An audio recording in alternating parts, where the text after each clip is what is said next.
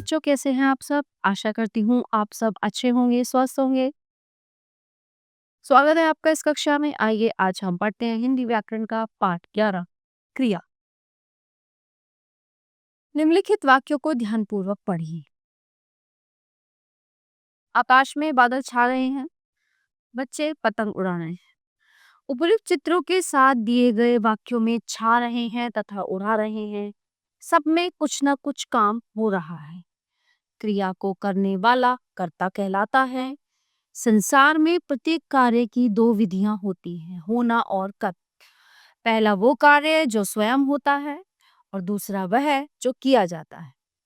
जैसे बादल छाना स्वयं होने वाली क्रिया है, जबकि पतंग उड़ाई जा रही है, अर्थात इसमें कर्ता द्वारा क्रिया की जा रही है। तो इस प्रकार जिस शब्द के द्वारा हमें किसी कार्य के होने या करने का बोध होता है उसे क्रिया कहते हैं। संसार की सभी भाषाओं में क्रिया का बहुत महत्व होता है।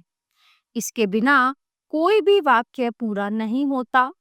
वैसे तो पढ़ना, लिखना, दौड़ना, खाना आदि सभी क्रियाएं हैं, परंतु जब इनका वाक्यों में प्रयोग होता है तब इनका रूप लिंग, वचन, कारक की दृष्टि से परिवर्तित हो जाता है। जैसे पढ़ना, राधा पुस्तक पढ़ती है।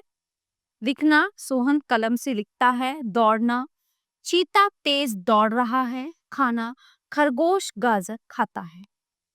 इसी प्रकार आपने देखा कि उपर्युक्त चारों क्रिया शब्दों के अंत में एक समानता है, ना कि असल में पढ़, लिख, दौड़, खा आदि ये सभी क्रिया के मूल रूप हैं जो धातु कहलाते हैं, और इनके अंत में ना प्रत्यय जोड़ने से पढ़ना, लिखना, दौड़ना, खाना आदि क्रिया का सामान्य रूप बनता है।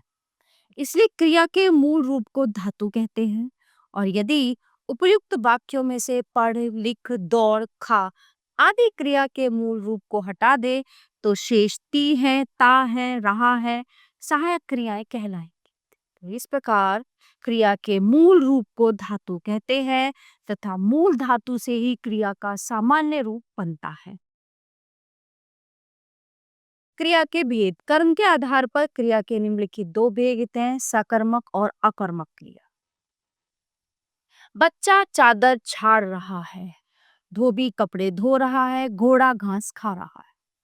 उपर्युक्त वाक्यों में झाड़ रहा है, धो रहा है तथा खा रहा है आदि क्रियाओं का फल क्रमशः चादर, कपड़े, घास आदि कर्मों पर पड़ रहा है, इसलिए ये सकर्मक क्रिया के उदाहरण हैं। तो इस प्रकार जिन क्रिया शब्दों के कार्य व्यापार का फल कर्ता को छोड़कर कर्म पर पड़ता है वे सकर्मक क्रिया कहलाती है।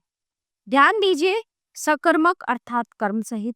जहाँ क्रिया में कर्म होता है वहाँ सकर्मक क्रिया होती है। सकर्मक क्रिया की पहचान के लिए छात्रों को वाक्य में क्या, किसको आदि प्रश्नों के उत्तर मिलने चाहिए। सकर्मक क्रिया में कभी कभी कर्म अप्रत्यक्ष भी होता है। जैसे श्रेष्ठ खाता है, तो इस वाक्य में क्या खाता है का उत्तर नहीं मिल रहा, परंतु ये निश्चित है कि श्रेष्ठ कुछ ना कुछ अवश्य खाता है, इसलिए ये सकर्मक क्रिया का उदाहरण है। सकर्मक क्रिया में एक साथ दो कर्म भी होते हैं। दो कर्म होने के कारण इसे द्विकर्मक क्रिया भी कहते हैं। जैसे एक, माँ शिशु को खाना खिला रही है। दो, शिक्षक बच्चों को पुस्तक पढ़ा रहे हैं। तीन, पुजारी भक्तों को प्रसाद बांटता है। चार, विद्या ने भिखारी को रोटी दी। पांच, नौकरानी ने मालिक को खोई हुई अंगूठी लौटाई। द्विकर्मक क्रिया की पहचान के लिए क्रिया के साथ क्या, किसे, किसको आदि में से किन्हीं दो अथवा सभी प्रश्नों के उत्तर मिलने चाहिए। अकर्मक क्रिया। पक्षी उड़ रहे हैं, जोकर हंस रहा है, हाथी चल रहा है। उपर्युक्त वाक्यों में उड़ रहे हैं, हंस रहा है तथा चल रहा है आदि क्रियाओं का सीधा प्रभाव कर्ता यानी पक्षी, जोकर, हाथी पर पड़ रहा है, अतः यह अकर्मक क्रिया है।